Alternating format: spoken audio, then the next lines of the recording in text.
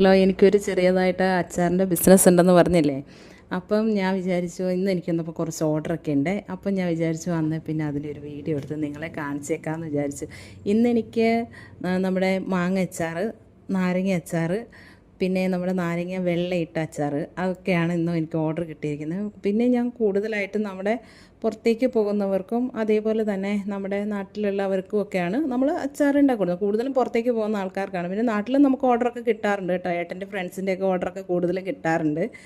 അപ്പോൾ പിന്നെ പ്രധാനമായിട്ട് ഞാൻ എൻ്റെ മാങ്ങാച്ചാറിൻ്റെ റെസിപ്പി ഞാനൊരു ലോങ് വീഡിയോ ആയിട്ട് ചെയ്തിട്ടുണ്ട് കേട്ടോ. പക്ഷേ നാരങ്ങാച്ചാർ എൻ്റെ ട്രേഡ് സീക്രട്ടാണ്. കൂടുതലും എനിക്ക് ഓർഡേഴ്സൊക്കെ കിട്ടിയിരിക്കുന്നത് ഞാൻ എൻ്റെ നാരങ്ങാച്ചാർ കൂട്ടി അതിനാണ് കൂടുതൽ ഫാൻസ് ഉള്ളത്. അപ്പം ഞാൻ അതിൻ്റെ റെസിപ്പി ഞാൻ പറയില്ല കേട്ടോ.